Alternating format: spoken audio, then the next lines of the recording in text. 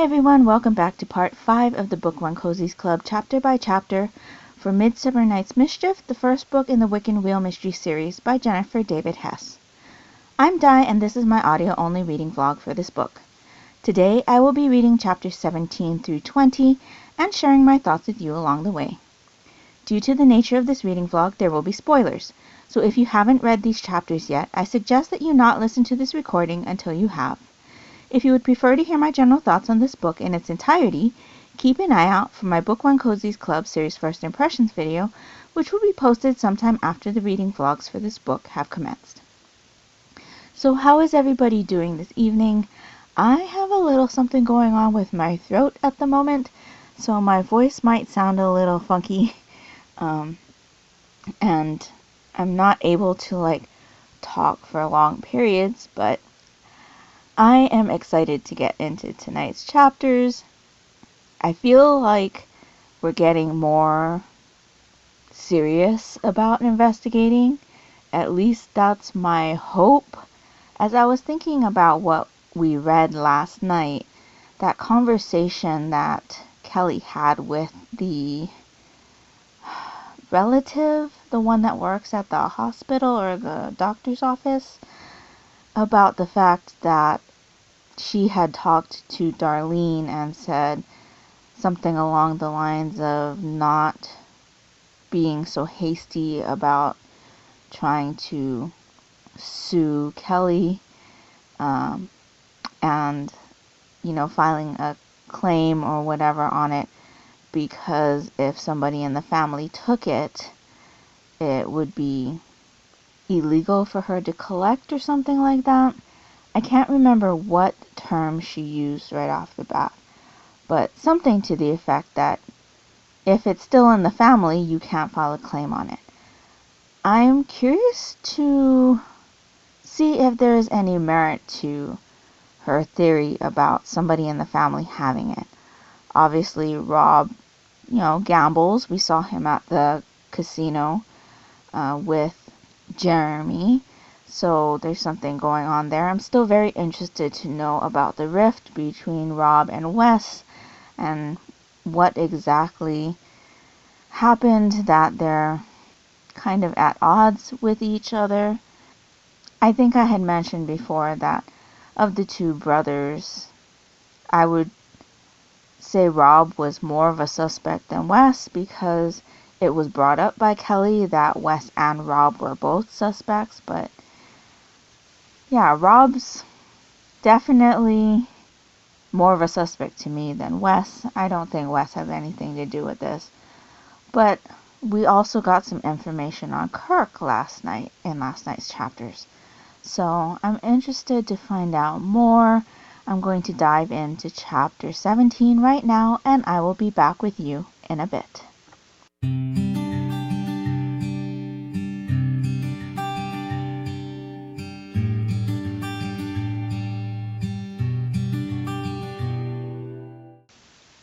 So I just finished chapter 20. Things are starting to get dicey for Kelly.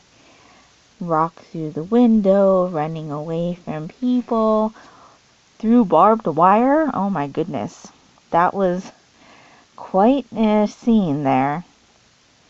Interesting thing to note about Darlene's house getting robbed. It seems maybe there might be more than one person who has a motive to try to get some additional funds. Obviously, we got confirmation about what happened between Rob and Wes and their rift. So Rob definitely needs money, which definitely makes him a suspect. I don't remember exactly, but when I read the prologue, I don't remember feeling like the person who took the book was somebody that was close to Eleanor. I don't know. That's just a feeling that I got. I'm going to have to go back and read the prologue again. But it didn't sound to me like it was somebody who knew her. Definitely not like a family member close. So yeah, I'm gonna have to go back and read the prologue and see what I think. But I don't remember feeling like it could be a family member. It made me really sad in chapter 20 that Kelly couldn't confide in Farah about the, would you call it a ritual? Celebration that the coven was having. I mean, even if she just told Farah exactly what was happening, if Farah asked, all she would have to say would be that she had read something like that somewhere, or, something to that effect. She wouldn't have had to tell Farah that she followed those rituals if that is what bothers her. That's why she hasn't come clean to her best friend. But at the same time, I just feel bad that this lady is supposed to be her best friend. They have so much in common, and yet Kelly can't, tell her the truth. I would like to think that their friendship is strong enough and that they've been friends long enough that no matter what Kelly told Farah about her beliefs, things she liked, even just the simplest things, that Farah would accept and understand. So, yeah, that whole part made me sad. I'm hoping that as these books go by, Kelly gets more comfortable in her beliefs and being able to share those beliefs with people who are close to her, and maybe even join the coven and be a part of a group of others who have the same beliefs.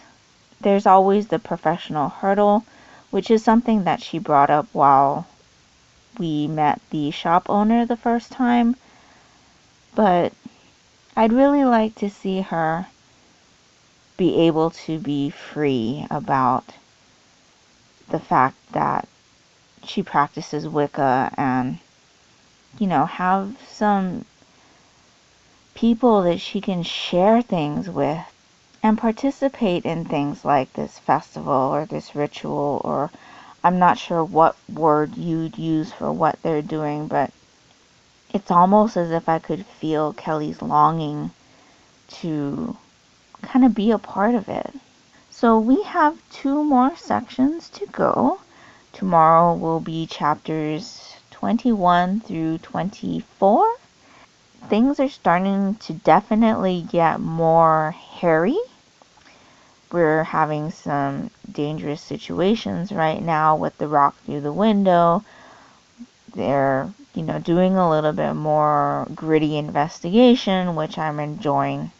We got some new information on Kirk, which I thought was interesting. And I'm really looking forward to seeing how this story, this case is all going to end up. So let me know down in the comments below what your thoughts were on these chapters. What did you think of how Kelly and Farah were investigating? Do you have a solid suspicion on who you think might have taken the book? I keep calling it the book, the folio.